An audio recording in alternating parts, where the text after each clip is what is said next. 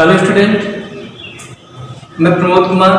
आज agriculture chemistry अर्थात कृषि रसायन का जो दूसरा चैप्टर है वो तुम लोगों को पढ़ना है। दूसरा चैप्टर हालांकि कुछ किताबों में बेटा दिया गया है भौतिक एवं रासायनिक परिवर्तन और कुछ में दिया गया है रासायनिक अपक्रियाओं के या रासायनिक संयोग के नियम। तो चलो हम छूट न जाए वो पार्ट, इसीलिए दूसरा पार्ट हालांकि ज्यादा बड़ा नहीं है लेकिन परीक्षा के दृष्टिकोण से वो आता है, इसीलिए तुमको हम सही तौर पे उसको बता देते हैं। तो दूसरा पार्ट है बेटा ये है कृषि रसायन। कृषि रसायन वाले बच्चों के लिए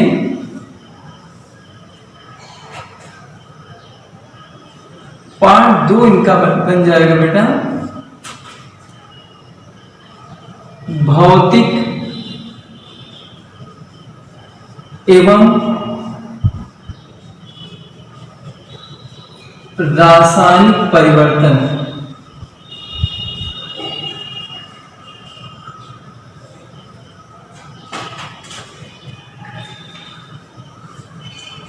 देखिए सबसे पहले तो हम बात करेंगे बेटा परिवर्तन।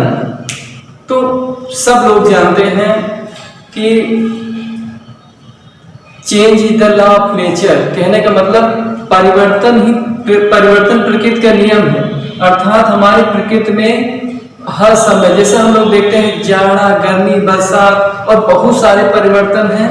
तो हम कह सकते हैं कि उन परिवर्तनों में ये भी 2 परिवर्तन हैं भौतिक और रासायनिक परिवर्तन।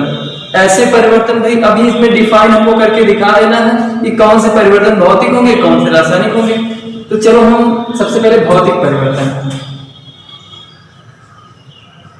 जानते हैं बेटा। भौतिक परिवर्तन फिजिकल चेंज क्या होते हैं भौतिक परिवर्तन।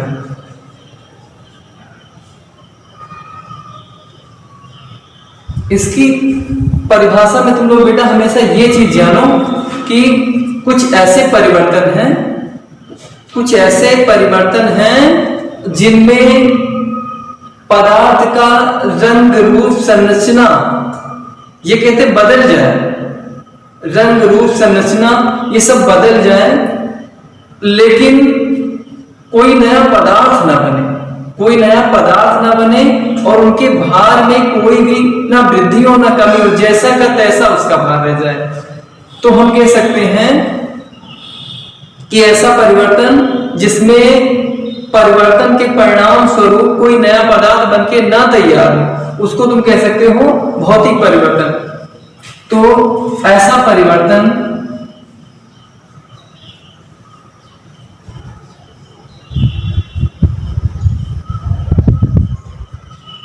जिसमें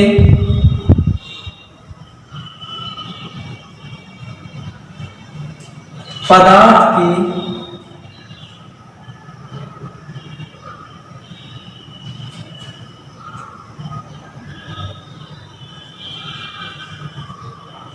संरचना, रंग,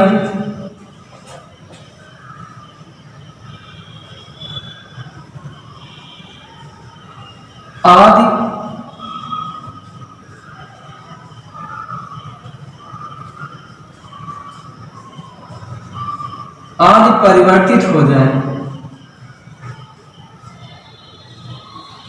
किंतु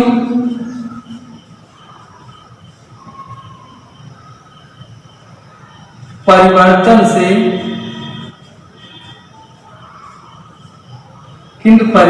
से कोई नया पदार्थ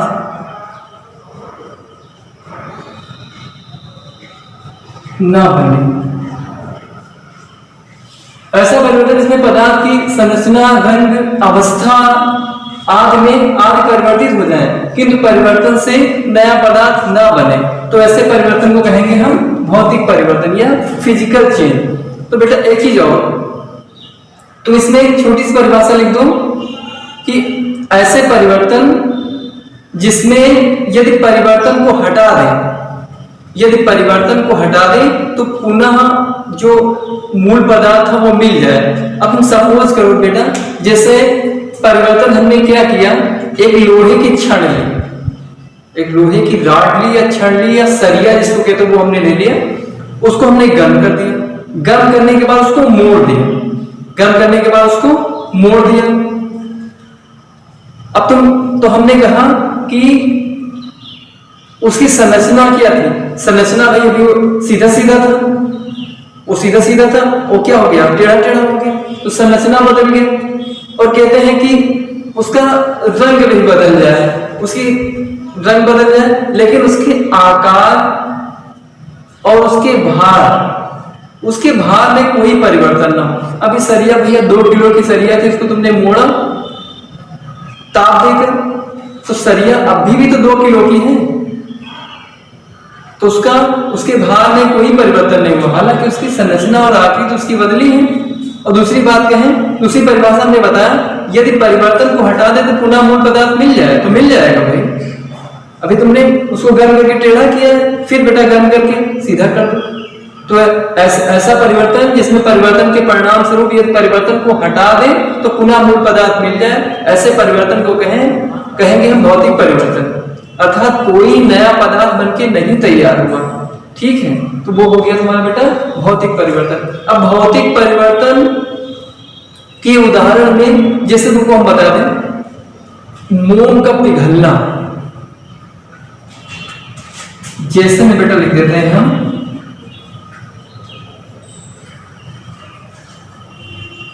मोम का पिघलना। अब मोम का पिघलना कैसा परिवर्तन है, तो तुम कहोगे कि मोम का पिघलना सर भाई कोई नया चीज तो बना नहीं, पिघला दिया, बहता चला गया, फिर ठंडा कर दिया, एक बार इसको हीट दिया, पिघल गया, फिर उसमें कोई कमी तो आई नहीं, ना कोई नया पदार्थ बन के तैयार हुआ, तो मोम का पिघलना। लेकिन मोमबत्ती का जलना वो दूसरा परिवर्तन हो जाएगा, और मोम का पिघलना, और दूसरा बेटा हो जाएगा, जैसे अभी बताया है कि उसको क्या करना, किसी सरिया या राड को ताप देके टेढ़ा कर दो, फिर उसको क्या कर दो, सीधा कर दो, तो ऐसे परिवर्तन वो भी कैसा हो जाएगा, भौतिक परिवर्तन है।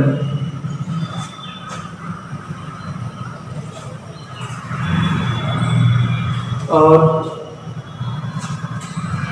तो इसमें बहुत सारे एग्जाम्पल तुम्हारे में होंगे जिसको तुम कह सकते हो कि वो भौतिक परिवर्तन।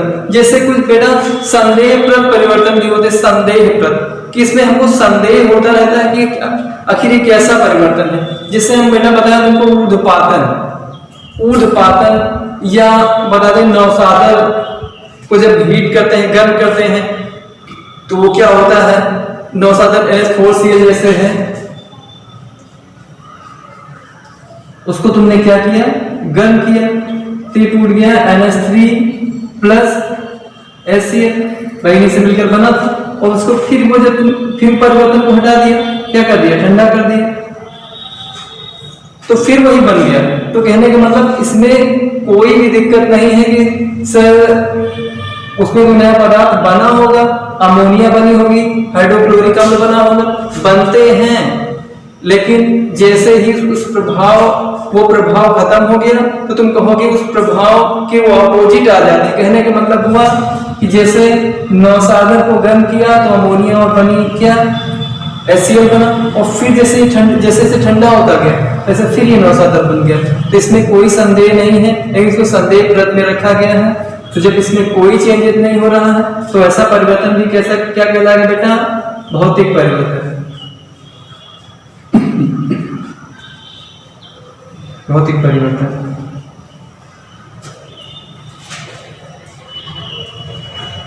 ठीक है, चलो फिर इसी समय बता देते रासायनिक परिवर्तन।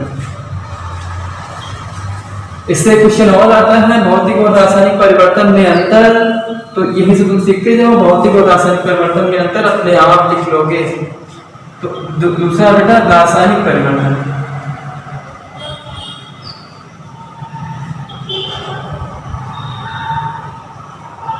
रासायनिक परिवर्तन, केमिकल चेंज।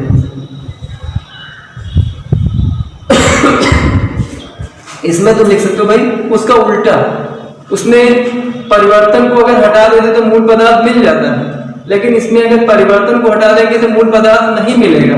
अर्थात हम कह सकते हैं कि ऐसा परिवर्तन जिसमें परिवर्तन के परिणाम स्वरूप किसी पदार्थ की संरचना, रंग, रूप, आकृति, भार तक परिवर्तित हो जाता है, अर्थात परिवर्तन के परिणाम स्वरूप एक नया पदार्थ बनके तैयार होता है, इसको हम कह देंगे रासायनिक परिवर्तन। तो ऐसा परिवर्तन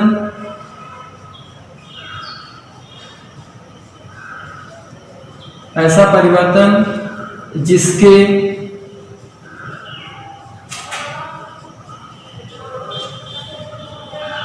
परिणाम स्वरूप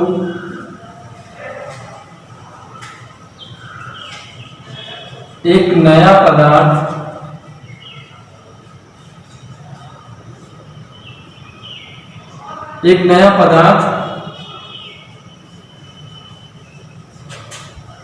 बनकर तैयार हो जाता है।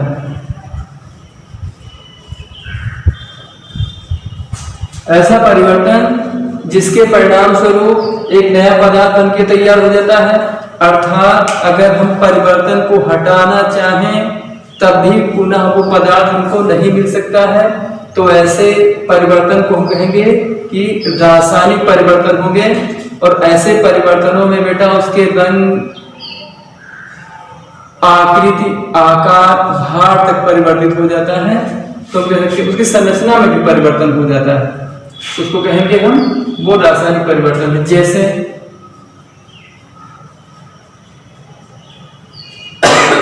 अभी मोम का पिघलना बताया था, इधर मोमबत्ती का जलना, कागज का जलना,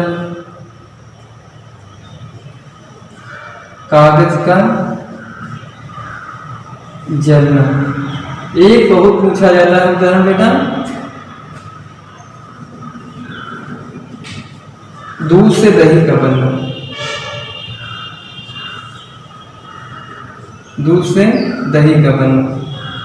अगर एक बार बेटा दूध से दही बन गया तो अगर हम कुछ भी जतन कर लें लेकिन हम इस दही से दूध नहीं बना सकते, तो यही परिवर्तन बेटा हो गया क्या, रासायनिक परिवर्तन। तो जिसमें परिवर्तन के परिणाम स्वरूप कोई नया पदार्थ ना बने, भौतिक परिवर्तन था, और परिवर्तन को हटाकर हम पुनः मूल पदार्थ प्राप्त कर सकते थे, तो वो सब भौतिक परिवर्तन के अंतर्गत आते थे। जिसमें पुनः मूल पदार्थ ना प्राप्त कर सके, अर्थात परिवर्तन के परिणाम स्वरूप कोई नया पदार्थ बन जाए, तो उसको हमने कहा रासायनिक परिवर्तन। इसमें एक छोटी सी टिप्पणी और है, रासायनिक क्रिया क्या होती है। रासायनिक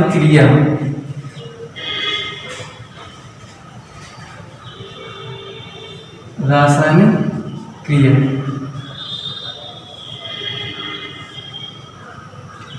तो हम कह सकते हैं भैया कि रासायनिक क्रिया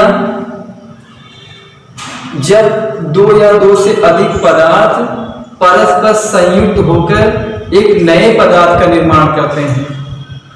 जब दो या दो से अधिक पदार्थ परस्पर संयुक्त होकर एक नए पदार्थ का निर्माण करते हैं, तो ऐसी कंडीशन को या ऐसी क्रिया को हम रासायनिक क्रिया कहते हैं। जब दो या दो से अधिक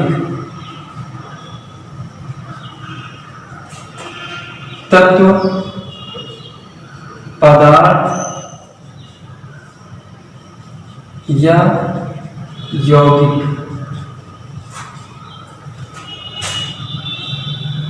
तत्व, अणु लिख लो बेटा, अणु।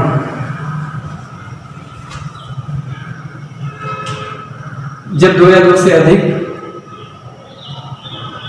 तत्व, अणु या यौगिक परस्पर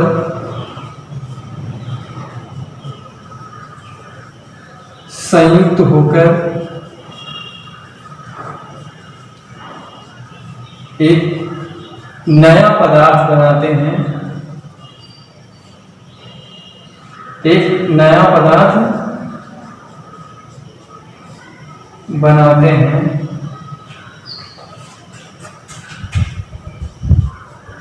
तो इसे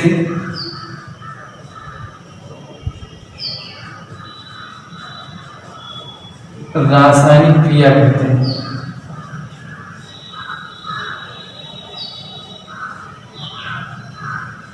फिर रासायनिक क्रिया की कुछ तो शर्तें होती हैं, जैसे कि रासायनिक क्रिया में जैसे हम मान लेते हैं ये है HCl और NaOH, ये एक तरफ एक अम्ल है और एक ये क्षार है। दोनों परस्पर जब मिले होंगे तो बन गया होगा लवण और जल। शर्तें क्या थी बेटा? ये अभिकर्मक है, ये उत्पाद है। अभिकर्मक या अभिकारक दो या दो से अधिक ये यौगिक थे जो परस्पर संयुक्त हो गए और इन्होंने बना दिया एक नया पदार्थ लवण और जल।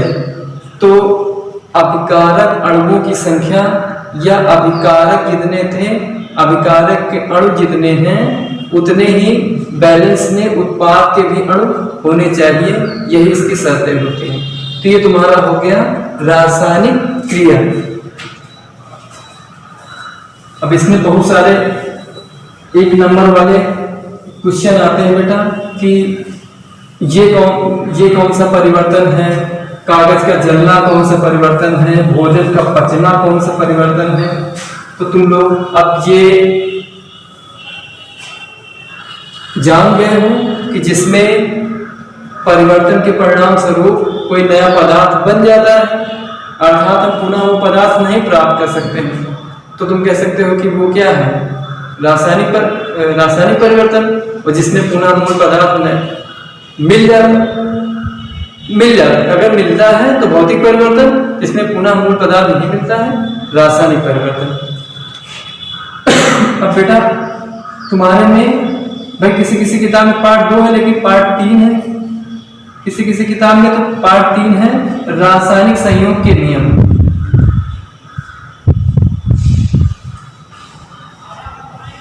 रासायनिक संयोग के नियम। अब ये चीज एग्रीकल्चर वाले बच्चे जान लें कि इसका एक न एक टॉपिक या कहते हम एक न एक पॉइंट या फिर रासायनिक संयोग के नियम 5 तरह के हैं, उसमें से कोई ना कोई नियम या फिर ये पूरा क्वेश्चन 5 नंबर का हर बार आता जरूर है। कभी 5 नंबर में आया तो कभी आ गया वो 3 नंबर में, 2 नंबर में। तो तुम ये सोच के चलो कि ये क्वेश्चन बोर्ड परीक्षा की दृष्टि से ये पार्ट जो बेटा वो इम्पोर्टेंट है बस। तो हम चलते हैं रासायनिक संयोग के नियम पर। तो एक बात तुम लोग को बताएं, अभी तुम लोग ये जानते हो कि अब क्रियाएं बहुत सारी होती हैं, तो वो क्रियाओं के होने में वो कैसे होती हैं, वो कुछ क्रियाएं क्यों नहीं होती हैं, तो उनमें क्या है, कुछ ना कुछ क्या है नियम होते हैं। अब क्रियाएं कैसे हो जाती हैं, कैसे अभिकारक उत्पाद में बदलते हैं, और कुछ अभिकारक हैं जो परस्पर क्रिया नहीं करते हैं। तो कहने का मतलब ये हुआ बेटा कि जितनी भी अभिक्रियाएं होती हैं वो किसी न किसी नियम के दौरान ही होती हैं, अर्थात सभी क्रियाओं के होने में कोई ना कोई नियम जरूर फॉलो करता है। उसी को कहते हैं हम रासायनिक संयोग के नियम। तो यहाँ इसमें लिख लेना कि जितनी भी अभिक्रियाएं हैं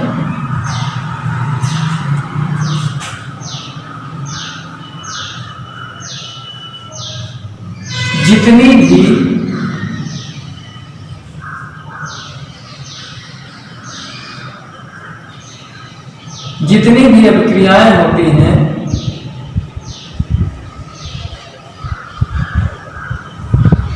वे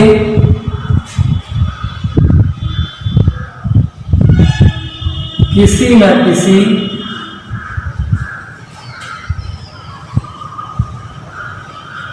नियम पर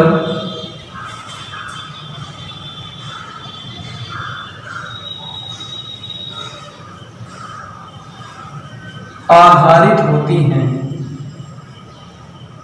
जिसे या जिन्हें रासायनिक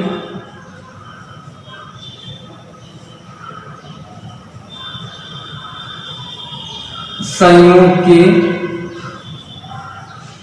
नियम कहते हैं।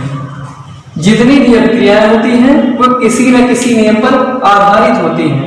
हमने बताया रिएजेंट परस्पर अभिक्रिया करेंगे कि नहीं करेंगे तो वो किस बेस पे करेंगे, कितनी मात्रा उनको चाहिए, जितनी मात्रा हमने दिया है उतना उत्पाद बना है कि नहीं बना, ये सारे नियम संयुक्त रूप से हुए। किसी न किसी नियम से अभिक्रिया जरूर किसी न किसी नियम पर आधारित होती है। इसको हम कह सकते हैं कि वो रासायनिक संयोग के नियम।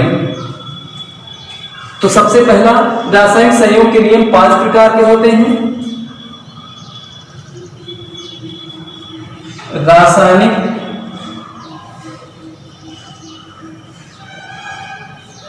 संयोग के नियम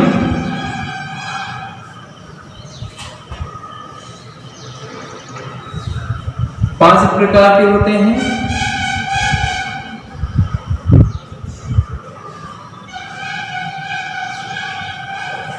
पहला हो गया बेटा तुम्हारा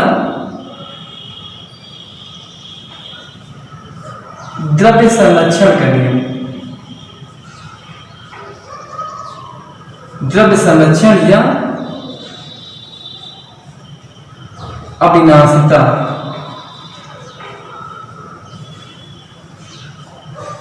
द्रव्य संरक्षण या अविनाशिता का नियम। दूसरा हो गया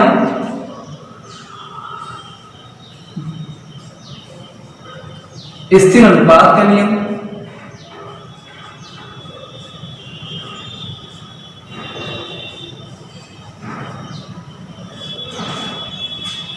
द्रव्य संरक्षण के नियम, स्थिर अनुपात का नियम।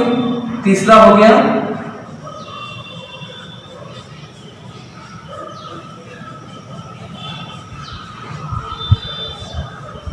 गुणित अनुपात का नियम।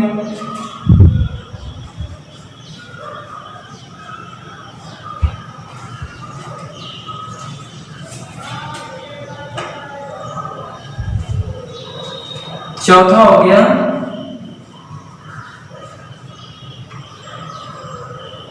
व्युत्क्रम या तुल्य अनुपात का नियम।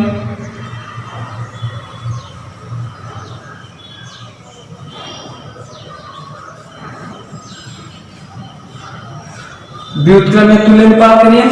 और लास्ट हो गया बेटा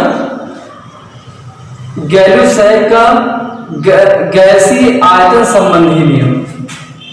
गैलुसैक का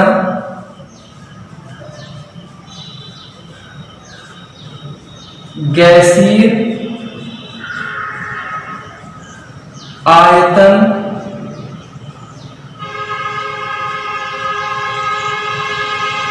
संबंधी नियम। गैलुसैक का गैसीय आयतन संबंधी नियम। तो ये हो गए तुम्हारे 5 नियम। तो हम तुम लोगों को पढ़ा देते बेटा 5 नियम किसने दिए और इस ये नियम होते क्या। तो सबसे पहला नियम तो ये ध्यान से सीखते जाना, ये हमने बता रखा है कि ये इंपॉर्टेंट है, तो है इंपॉर्टेंट।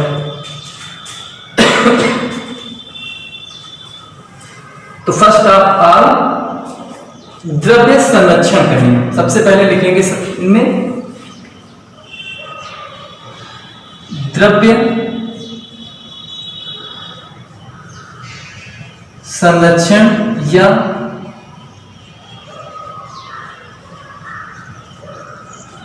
अविनाशिता। अविनाशिता का नियम। द्रव्य संरक्षण या अविनाशिता का नियम।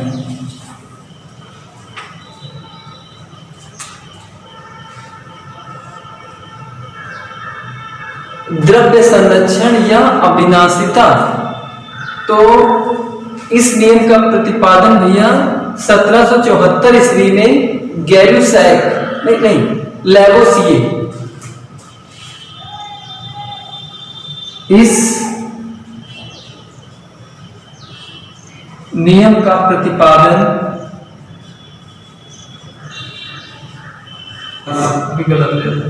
1744 ईस्वी में।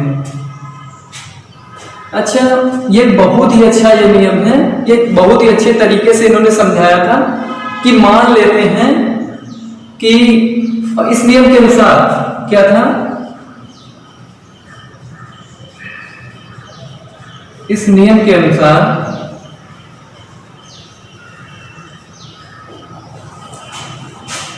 जैसे हमने मान लीजिए बेटा मिला दिया H2 और Cl2, इन दोनों चीजों को मिला दिया और ये बन गए क्या 2HCl 2HCl। तो कहने का मतलब, इनके कहने का मतलब था कि दो पात्र इन्होंने लिए, एक में भरा क्या H2, एक में भरा Cl2, दोनों को नाप लिया, मान लीजिए बेटा हमने 1 किलो ये लिया 1 किलो ये, अरे मान लो कि 1 किलो लिया। अब क्या है, दोनों को एक में मिलाया, दोनों की क्रिया करवा दी, तो ये बन गया तुम्हारा कितना 2 किलो हो गया। तो इनके कहने का मतलब ये था कि पदार्थ को ना तो उत्पन्न कर सकते हैं और ना ही नष्ट, पदार्थ को ना तो उत्पन्न कर सकते और ना ही नष्ट, एक रूप से दूसरे रूप में बदला जा सकता है, एक रूप से दूसरे रूप में बदला जा सकता है। ये था इनका द्रव्य संरक्षण का नियम। तो कहने का मतलब यही हुआ, इसमें ना कुछ नष्ट हुआ है ना से कुछ अलग से इसमें मिलाया गया है, लेकिन क्या हुआ है, इन्होंने एक नया पदार्थ बना दिया। तो इस नियम के अनुसार तुम कह सकते हो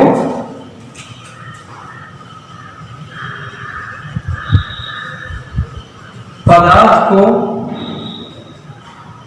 ना तो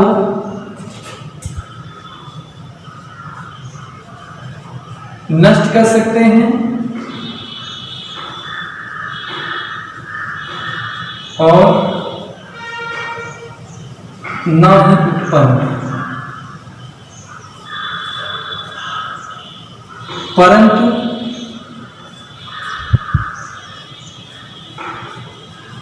एक रूप से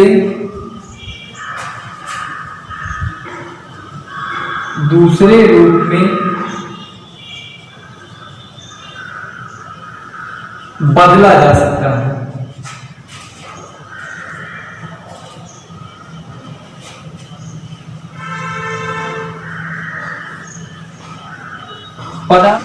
अब क्रिया में भाग लेने वाले अभिकारक अणुओं की संख्या प्रायः उत्पाद अणुओं के योग के बराबर होते हैं। ये भी तुम कह सकते हो कि अभिकारक, मान लीजिए हमने अभी बताया था कि 1 किलो H2 1 किलो Cl2 अगर हम मिला दी, 2 किलो मिलाया, तो जो उत्पाद बनेगा उनके अणुओं की संख्या क्या होगी, अभिकारक अणुओं के बराबर होगी। तो क्या है तुम्हारा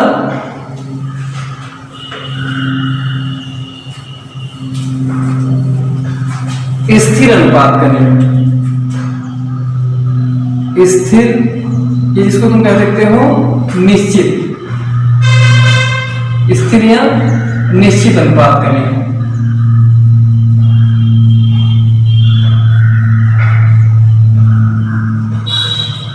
ये अकेले ही बहुत बार पूछा गया है, स्थिर या निश्चित अनुपात का नियम।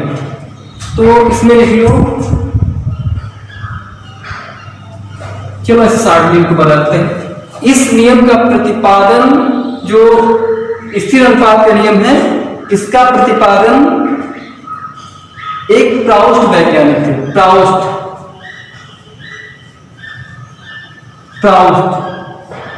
तो इस नियम का प्रतिपादन प्राउस्ट ने 1797 ईस्वी में, प्राउस्ट ने 1797 में। तो इस नियम का प्रतिपादन सर्वप्रथम प्राउस्ट ने 1797 ईस्वी में किया, 1797 प्राउस्ट ने 1797। अब इस नियम में क्या है, इन्होंने बताया पदार्थ चाहे जिस माध्यम से बनाया गया हो, कहने का मतलब हुआ चाहे पदार्थ तुम बनाओ तो पदार्थ को चाहे जिस माध्यम से बनाया गया हो, अदरवाइज चाहे जैसे उसको प्राप्त किया गया हो, चाहे बनाया गया हो या फिर प्राप्त किया गया हो, उनमें जो प्रयुक्त अणुओं की संख्या है उनका अनुपात निश्चित होता है। पदार्थ को चाहे किसी भी विधि से बनाया गया हो या प्राप्त किया गया हो, उनमें जो प्रयुक्त अणुओं की संख्या है या प्रयुक्त तत्वों का जो अनुपात है वो निश्चित रहेगा। अब एक उदाहरण तुमको बता दे बेटा, जैसे हम बताएं कि जाओ तुम पानी ले आओ, हमने ये नहीं बताया पानी लाना कहां से है। तो मान लीजिए कोई नल से पानी ले रहा है, कोई फ्री क्या कहते हैं, कोई ले आया तालाब से, कोई बरसात का, तो पानी चाहे जैसा हो, तुम मतलब चाहे जिस माध्यम से प्राप्त किया गया हो, तो तुम कहोगे कि पानी का फार्मूला सर H2O ही होता है, चाहे वो झरने का हो, नदी का हो, बरसात का हो, चाहे जल का। क्योंकि कभी तुमने ऐसा फार्मूला नहीं पढ़ा है कि सर नदी के जल का फार्मूला H2O नहीं होता है, या फिर ट्यूबवेल का, नल का, जिसका भी हो, तो सब तो जल चाहे जिस युक्ति से बनाया गया हो, अदरवाइज वो प्राप्त किया गया हो, वहां पर जो उसका सूत्र होगा या क्या कहते हैं उसकी संरचना जिससे बनी होगी, वहां पर उनके अणुओं की संख्या का जो अनुपात होगा वो निश्चित होगा। कहने का मतलब हाइड्रोजन जैसे 2 हैं तो ऑक्सीजन क्या है उसमें 1 ही रहेगा। कहने का मतलब अगर उनके भारों का अनुपात निकाले तो 2 अनुपात कितना 16, 2 अनुपात 16 ही रहेगा। अगर उनके भारों का अनुपात निकाले, अणुभारों का अनुपात, या फिर हम कह सकते हैं कि अगर 2 तत्व इसके हैं तो 1 तत्व है ऑक्सीजन का, चाहे ऐसे लिख दो या अणुभार के हिसाब से देखते हैं तो 2 अनुपात मतलब कि 2 इसका और 16 इसका। तो कह सकते हो कि चाहे जिस माध्यम से कोई पदार्थ प्राप्त किया गया हो या फिर बनाया गया हो, उसमें प्रयुक्त जो अणुओं की संख्या या फिर जो अणुओं की संख्या का अनुपात है, पदार्थों की तत्वों की संख्या का अनुपात है, वो निश्चित रहता है। ठीक,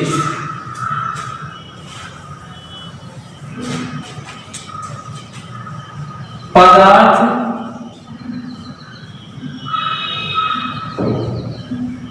चाहे जिस भी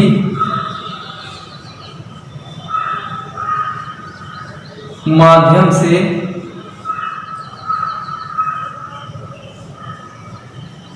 बनाया गया हो या प्राप्त किया गया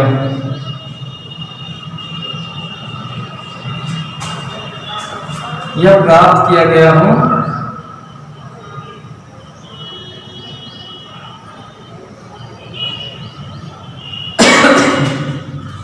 समस्त परिस्थितियों में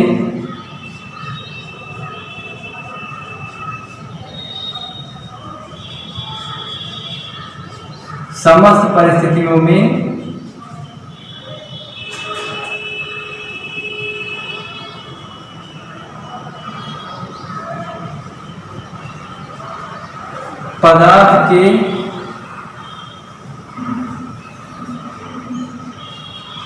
अणुओं का अनुपात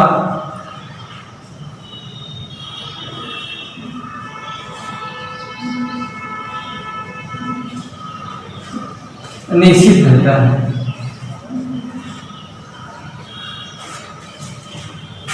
पदार्थ चाहे जिस माध्यम से बनाया गया हो या प्राप्त किया गया हो, समस्त परिस्थितियों में पदार्थ के अणुओं का अनुपात जो बेटा निश्चित है। जैसे जल, चाहे वो झरने से लिया गया हो, चाहे नदी से लिया गया हो, चाहे तालाब से लिया गया हो, तो ये तुम्हारा हो गया बेटा स्थिर अनुपात या निश्चित अनुपात का नियम। तो इसका प्रतिपादन प्राउस्ट ने 1797 ईस्वी में किया था। अब तीसरे पे पहुंचते हैं। तीसरा नियम है तुम्हारा गुणित अनुपात का नियम।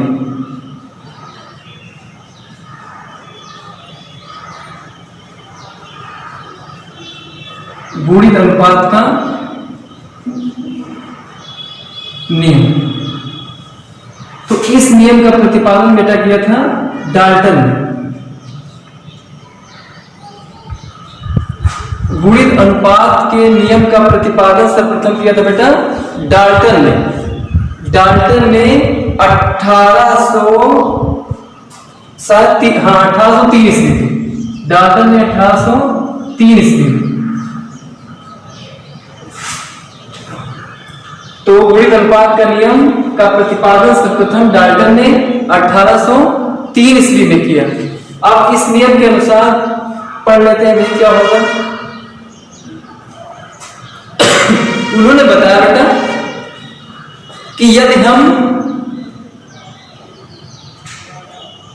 किसी पदार्थ को बनाते हैं जिनमें अणु एक जैसे हैं, उन्होंने एक एग्जाम्पल दिया था, ये एक यौगिक है। तो इसमें हम तत्वों का जो अनुपात देख रहे हैं बेटा, इसको हम मान लेते हैं कितना है, ये 14 नहीं 28, क्योंकि भाई इसका कितना होता है, नाइट्रोजन का प्रमाण भार 14 होता है, तो 2 N2 है ना, तो 28 हो जाएगा। यहां देखते हैं बेटा 28 अनुपात 16, इसका 16, और फिर हम बढ़ाते जाए अगर ऐसे N2O2, तो ये हो जाएगा 28 अनुपाते 32। यहां बेटा देखते हैं N2O3, तो 28 अनुपात 16 दूना 32, 16 48।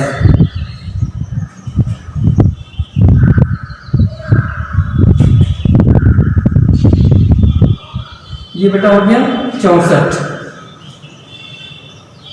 16 चौको 64 हो गया। एक लास्ट में एक यौगिक और बनता है बेटा N2O5, तो हो जाएगा 80। तो इसमें तुम लोग क्या देख रहे हो कि जब दो तत्व, एक जैसे तत्व, जब 2 या 2 से अधिक 2 या 2 से अधिक तत्वों को, एक ही तत्व मतलब एक जैसे तत्वों को, उनमें उनकी संख्या भले ही ज्यादा, जैसे ये 2 है इधर बढ़ा दिया जाए, तो कहने का मतलब ये हुआ कि जब किसी क्रिया में 2 या 2 से अधिक तत्वों को, 2 या 2 से अधिक तत्वों में से किसी एक तत्व की जो मात्राएं हैं उनको बढ़ाते जाएं, उनको क्या करते हैं, बढ़ाते जाएं, तो हम देखते हैं उनकी मात्राएं हम बढ़ा रहे हैं, लेकिन जो मात्राएं बढ़ाने से उनमें जो एक क्या बन रहा है, अनुपात बन रहा है। भाई देखा बेटा 16 28 16 16 32 में 28 32 28 48, तो हम ये देख रहे हैं कि ये जो अनुपात है वो एक गुणा के रूप में बन रहे हैं। तो यहां हम कह सकते हैं कि जब 2 या 2 से अधिक तत्वों में से किसी एक तत्व की मात्राओं को हम भिन्न भिन्न करते जाएं, बढ़ाते जाएं, तो हम देखते हैं कि जो उनके मात्राओं का अनुपात आता है बेटा, वो गुणित अनुपात के नियम में होता है या एक सरल अनुपात होता है। बस इतना ध्यान रखो। तो यहां लिख लेंगे कि इस नियम का प्रतिपादन 1803 ईस्वी में डाल्टन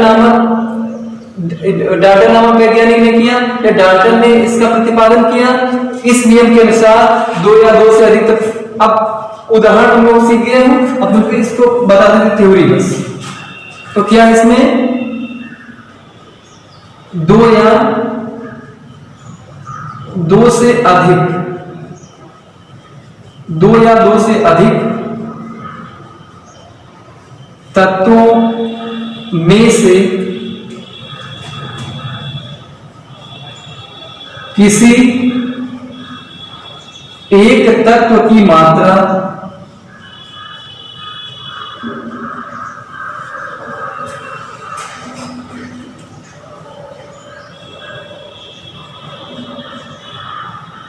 भाई जो क्रिया में भाग ले रहे हैं तो दो या दो से अधिक तत्वों में से जो क्रिया में भाग ले रहे हैं उनमें से किसी एक तत्व की मात्रा बढ़ाने पर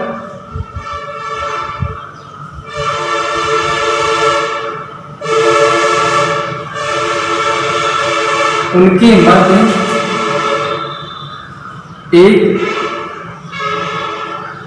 सरल अनुपात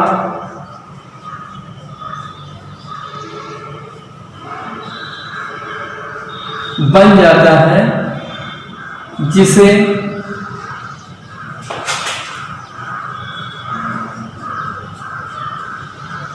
गुणित अनुपात का नियम कहते हैं।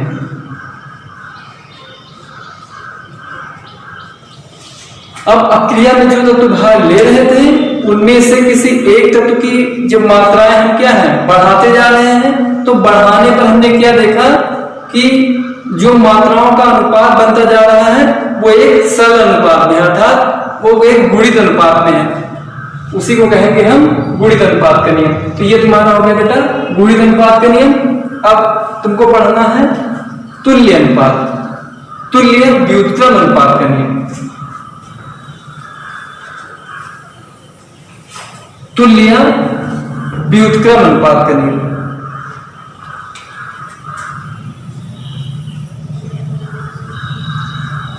चौथा है तुल्य व्युत्क्रम।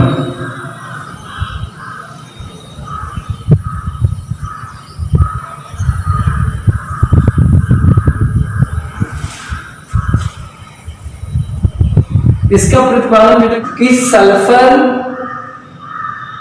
हाइड्रोजन और ये मिल रहे हैं 2:32 में, और यहां है 2:16, 2:16। अगर और इनको हम देखें तो ये हो जाते हैं बेटा 16:8। अब हम बात कर रहे हैं सल्फर और ऑक्सीजन की, 16:8, 16:8। कहने का मतलब ये हुआ कि अब जब कभी भी सल्फर और ऑक्सीजन परस्पर मिलेंगे तो जैसा अनुपात इनके बीच में है वैसा ही अनुपात वहां भी रहेगा। देखो हमारे बताने का मतलब है कि जैसे सल्फर और हाइड्रोजन, सल्फर ने हाइड्रोजन से संयोग किया और ऑक्सीजन ने हाइड्रोजन से संयोग किया, तो इन दोनों के मध्य जो अनुपात होगा सल्फर और ऑक्सीजन का, तो तुम कहोगे बेटा 32:16, या फिर कहते हैं 16:8। भाई तो और सरल कर दो 16:8।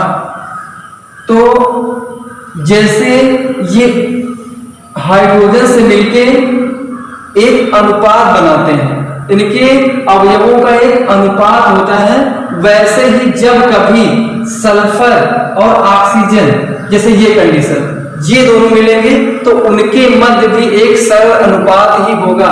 जैसे हम इस कंडीशन में देखें बेटा तो ये हो जाएगा 32, या इसको मान लो 16 और इसको मान लो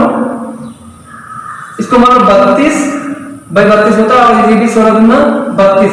तो यहां भी क्या है एक सरल अनुपात ही बन रहा है, एक सरल अनुपात ही बन रहा है, या 16:16 कह दो।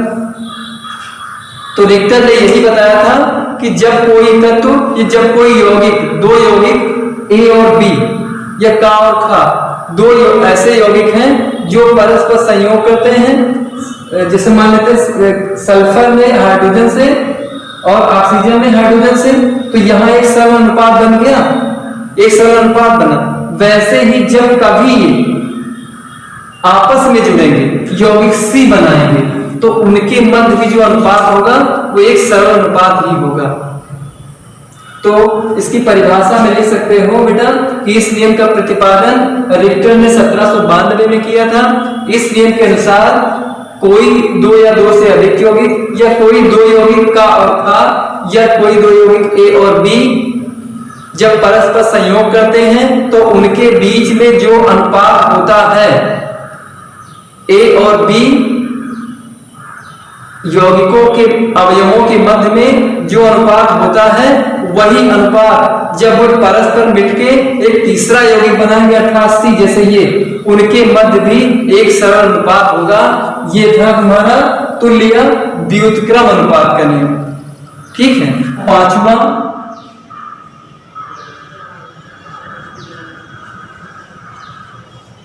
गैलुसैक का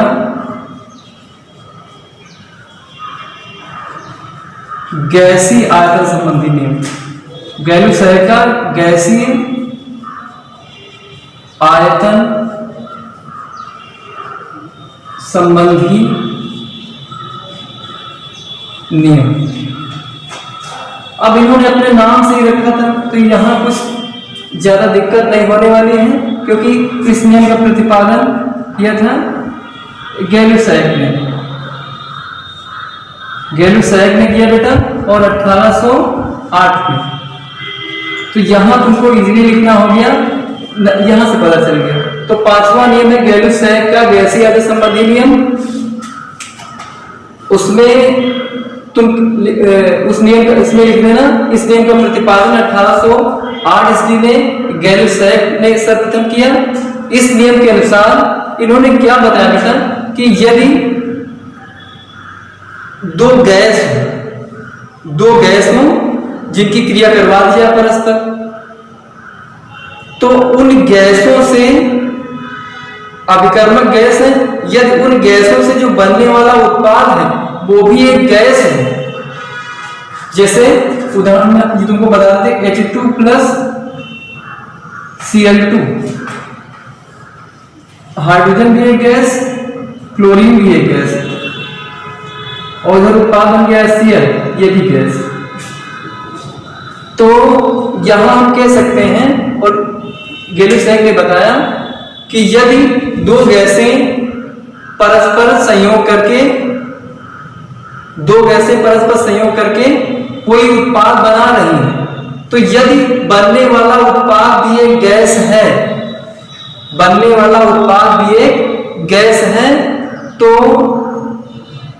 उस गैस के जो अणुओं की संख्या होगी वे अभिकारक अणुओं की संख्या के बराबर होगी, या फिर जो आयतन अभिकर्मकों का होगा, जितना आयतन अभिकर्मकों का होगा अर्थात इनका, उतना ही आयतन उत्पाद का भी होगा। बहुत सरल नियम है बेटा कि गैलुसैक ने 1808 ईस्वी में बताया कि यदि दो गैसें परस्पर संयोग करती हैं तो अगर उत्पाद कोई गैस ही बना है तो जितना आयतन अभिकर्मकों का था उतना ही आयतन गैस का भी होगा। ये इसको बताया गैलुसैक ने गैसीय आयतन संबंधी नियम। जैसा कि तुम लोग देख रहे हो, जैसे 1 किलो तो ये बन जाएगा 2 किलो। कहने का मतलब यही हुआ कि यदि जितना आयतन तुम अभिकर्मकों का रखते हो उतना ही आयतन गैस बनने वाला उत्पाद का भी हो जाएगा। ये तुम्हारा हो गया गैसीय आयतन संबंधी गैलुसैक का नियम। तो ये जो आज का वीडियो था तुम लोगों के लिए बस इतना ही। अब तुम लोग इसके जो अतिलघुत्तरी प्रश्न है, अतिलघुत्तरी या फिर जिनको कहते हैं हम 1 नंबर वाले, उनको बहुविकल्पी प्रश्नों को जरूर याद करना, क्योंकि बहुविकल्पी प्रश्न पूछे जरूर जाते हैं। तो ये तुम्हारा हो गया बेटा 5 नंबर का एक लॉन्ग क्वेश्चन। तो ठीक है, तुम लोग इसको ध्यान से पढ़ना। और एग्रीकल्चर वाले बच्चे, तुम लोगों के लिए अगर हम इंटरमीडिएट की बात करें तो सबसे कठिन टॉपिक या कठिन सब्जेक्ट कह सकते हो वो केमिस्ट्री होती है। होती नहीं है, लेकिन हम लोग मान लेते हैं, क्योंकि जब हम पढ़ेंगे तो हमारे समझ में जरूर आएगा और पढ़ना तो पड़ेगा। तो इसीलिए अब तुम लोग पढ़ना चालू कर दो, और कोई भी डाउट या दिक्कत हो तो हमको कमेंट्स के रूप में बताना। आज की वीडियो को हम यहीं समाप्त करते हैं। धन्यवाद।